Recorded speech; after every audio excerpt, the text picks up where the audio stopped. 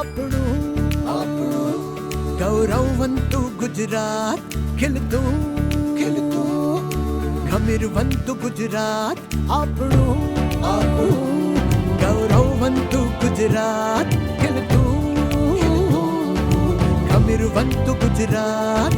વિવિધ ઉપલબ્ધિની ગાથા ગાઈએ, વિવિધ ઉપલબ્ધિની ગાથા ગાઈએ, ગાઈએ ગુજરાત ગાથા, ગુજરાત ગાથા ગાઈએ, ગુજરાત ગાથા, ગુજરાત ગાથા. ગુજરાતના બંદરો આપણી વિકાસ યાત્રાના મુખ્ય દ્વાર.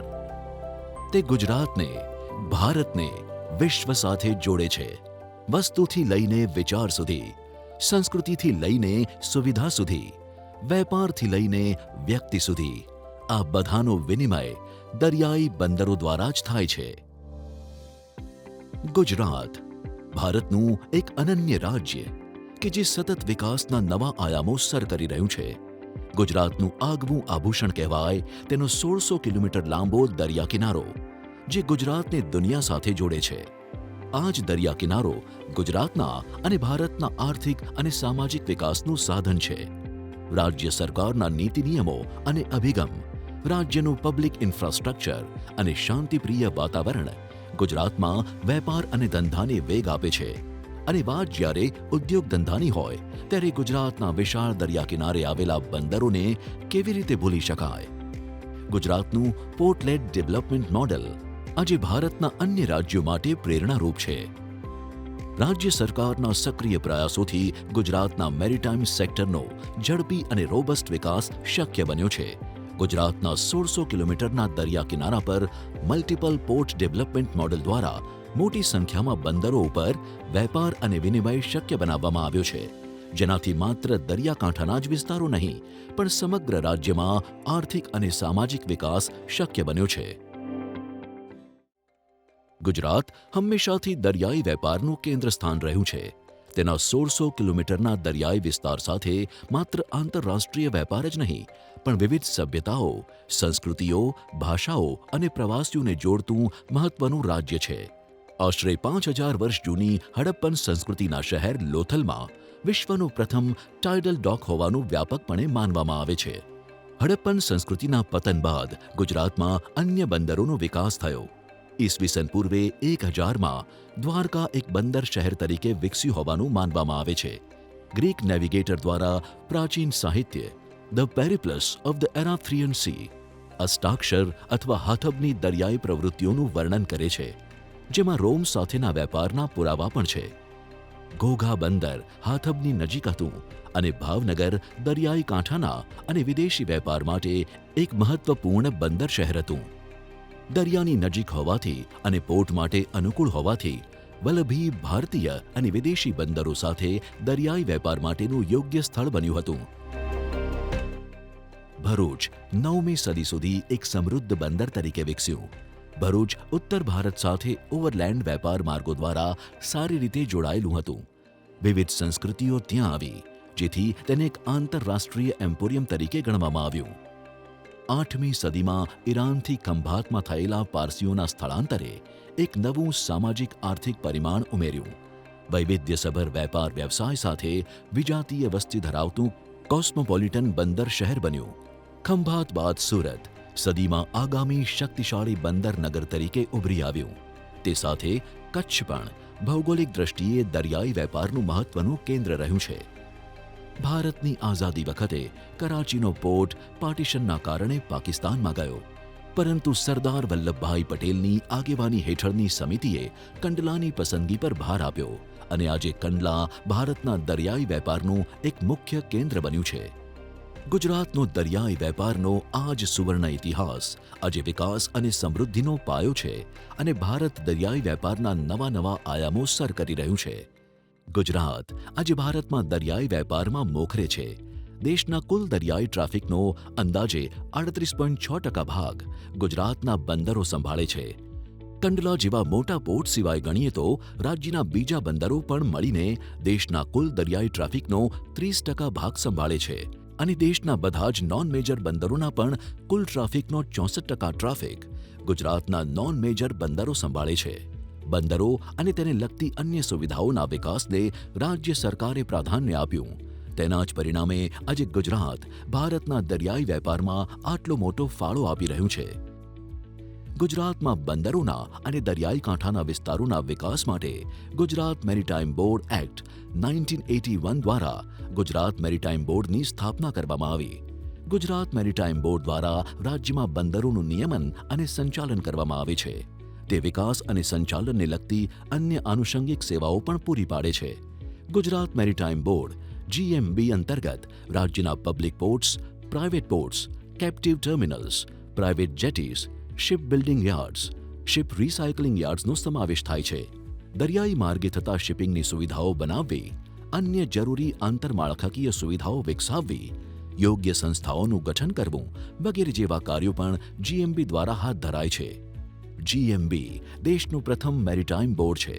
ગુજરાતના 1600 કિલોમીટર લાંબા દરિયાઈ વિસ્તારનો સદુપયોગ કરવા માટે મલ્ટિપલ પોર્ટ મોડલનો અમલ કરી સમગ્ર દરિયાકાંઠાને વિકસાવ્યો છે અને સાથે સાથે બંદરો ઉપરથી થતા વેપાર વિનિમયમાં પણ વધારો કર્યો છે.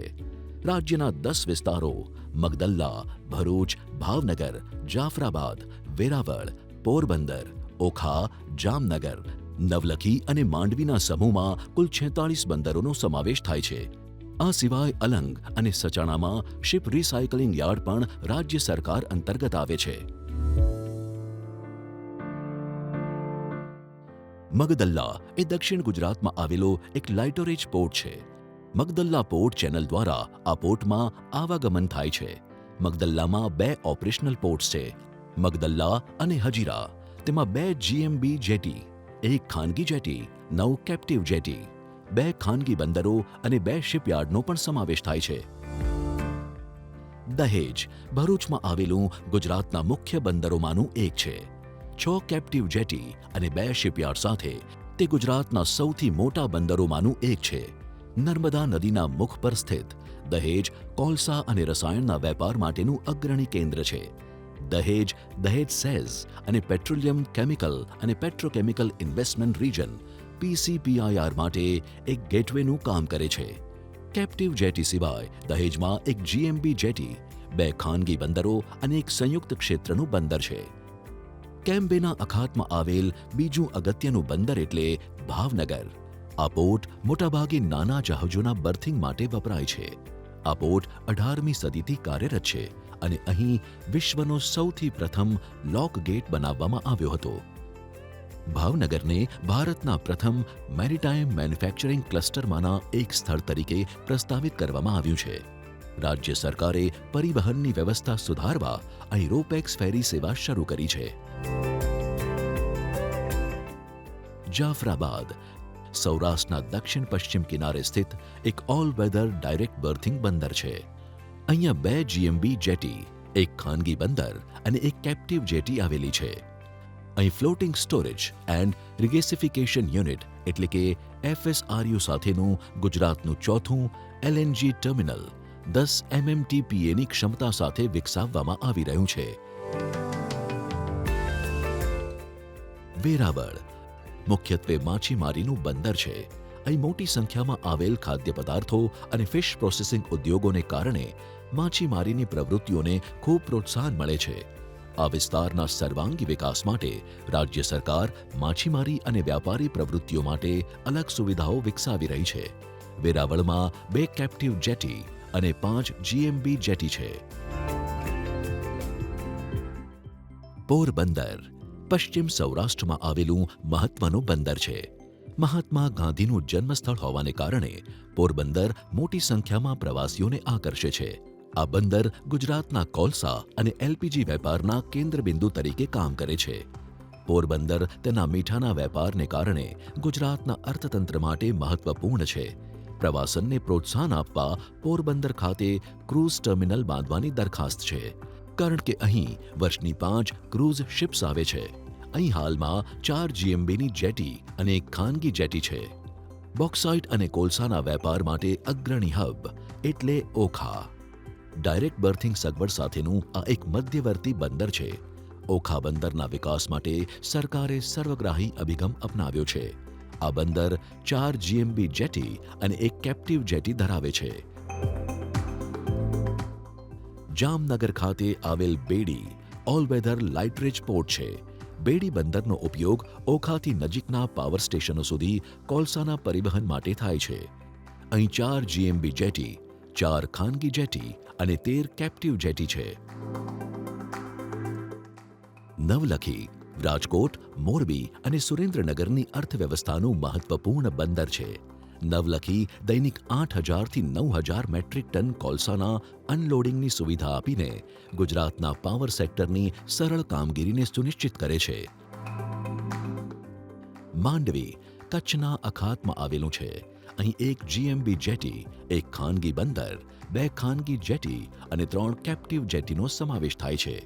અને અહીં આવેલ મુન્દ્રા બંદર ખૂબ મોટું વેપાર અને વિનિમયનું નેટવર્ક ધરાવે છે અને ગુજરાતને Africa, America, middle East, Europe અને દક્ષિણ પૂર્વ એશિયા સાથે જોડે છે. મુન્દ્રાનું કોલસાનું ટર્મિનલ કદાચ વિશ્વમાં સૌથી મોટું હશે. ગુજરાત ગાથા. બેટા, પપ્પાને આજે ઘણું કામ છે એટલે મોડું થયું છે. મને ખબર છે આજે તારો બર્થડે છે. સાંભળ ને, મારે ટ્રેન પકડવાની છે તો હું ભાગું ફટાફટ, નહીં તો છૂટી જશે.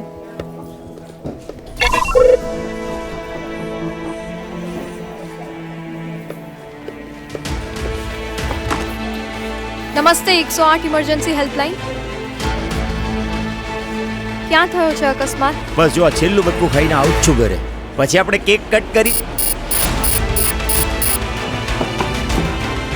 108 5 થી 7 મિનિટમાં તમારા સુધી પહોંચી જશે.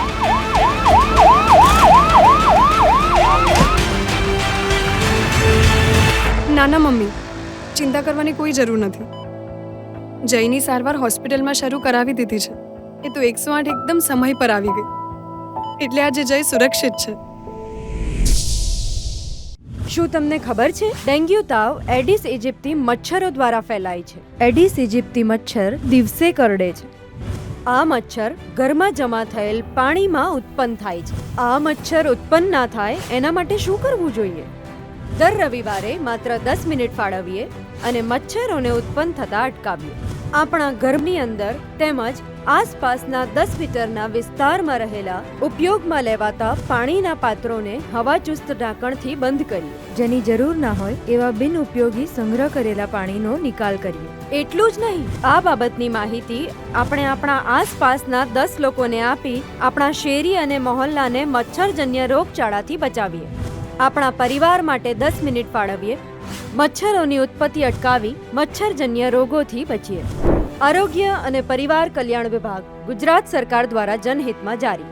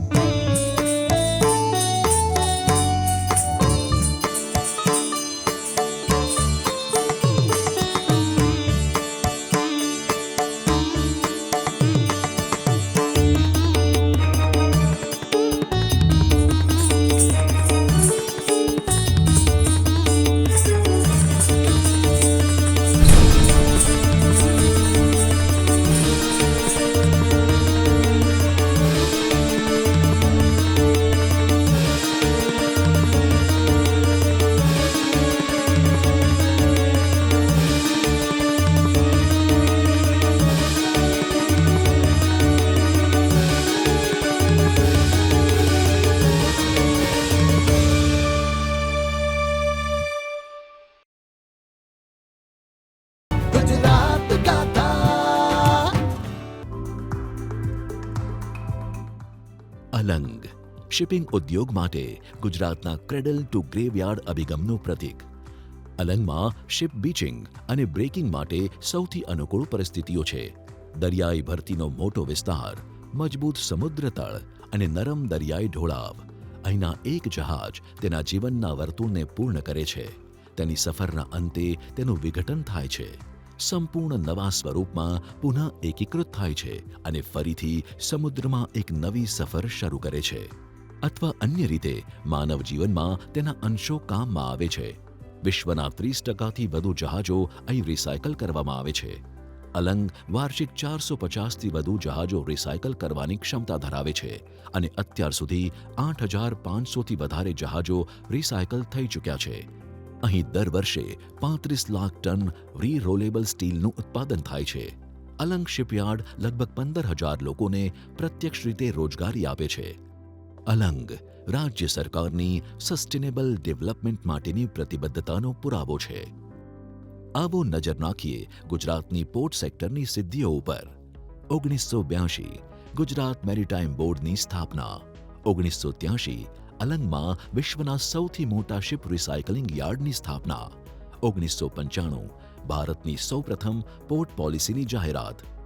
1996 દેશના પ્રથમ ખાનગી પોર્ટ પીપાવાવની સ્થાપના. 1997 build on operate transfer boot પોલિસીની શરૂઆત. 1999 સિક્કામાં દુનિયાની સૌથી મોટી ગ્રાસરૂટ રિફાઇનરી. 2001 દહેજમાં પહેલા કેમિકલ ટર્મિનલની સ્થાપના.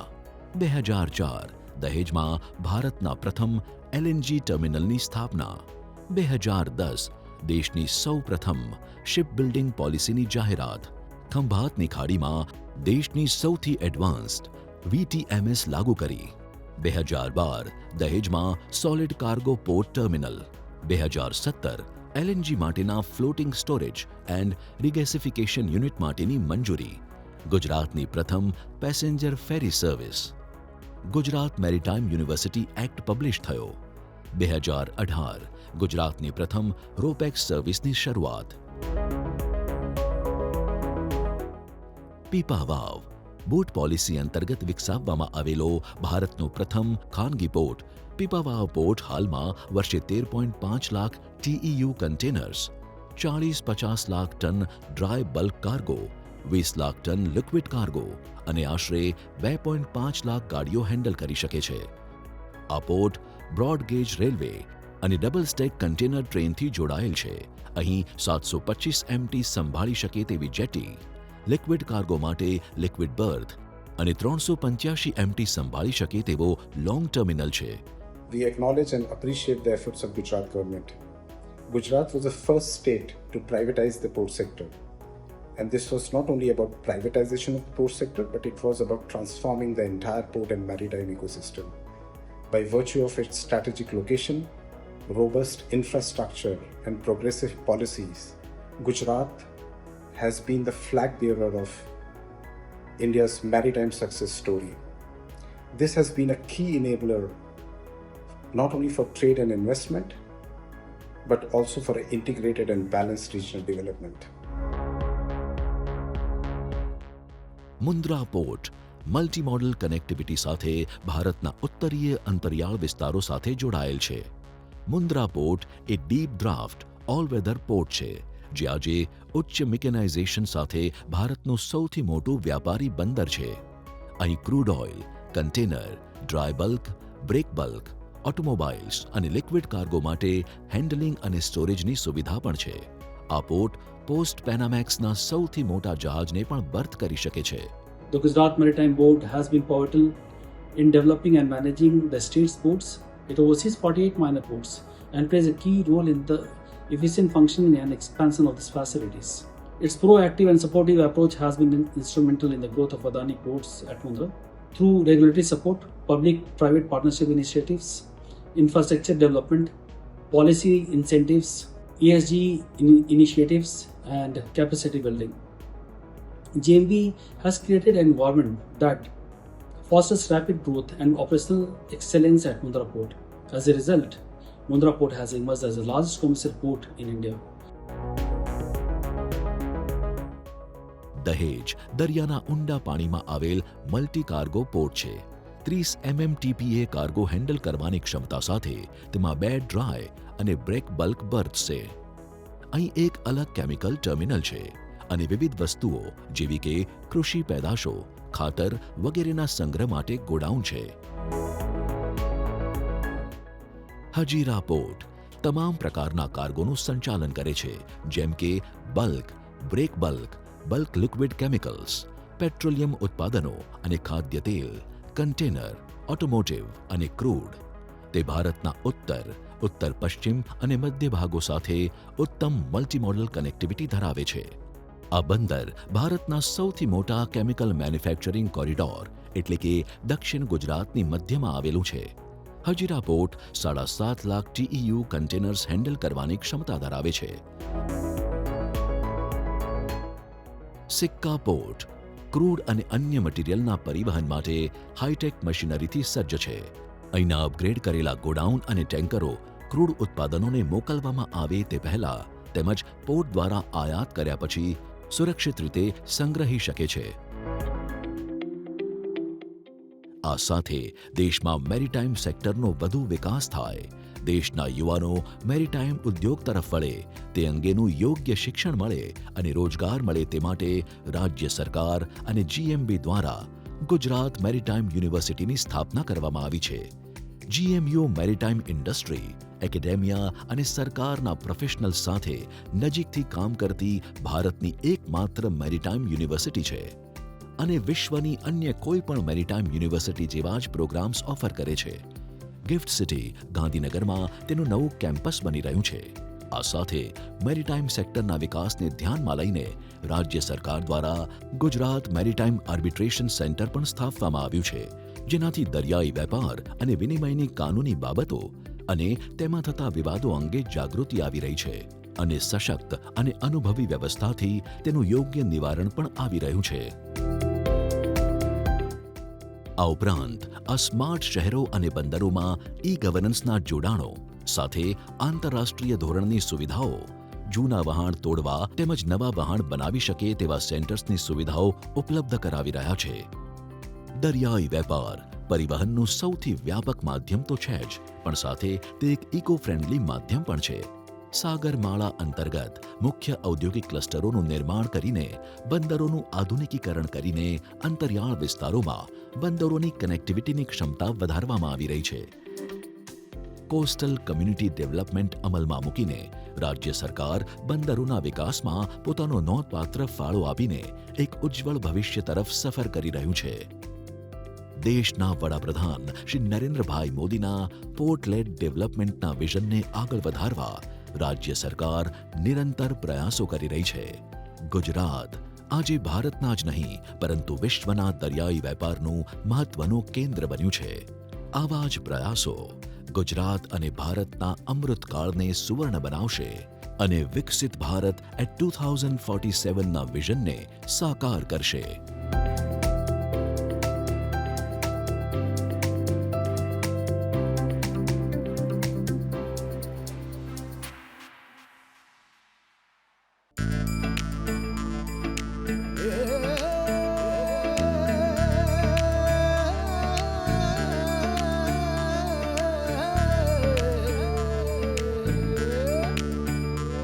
આપણું ગૌરવવંતુ ગુજરાત ખીલતું ખમીરવંતુ ગુજરાત આપણું ગૌરવવંતુ ગુજરાત ખીલતું ખમીરવંતુ ગુજરાત વિધ ઉપલબ્ધિની ગાથા ગાઈએ, વિધ ઉપલબ્ધિની ગાથા ગાઈએ. ગુજરાત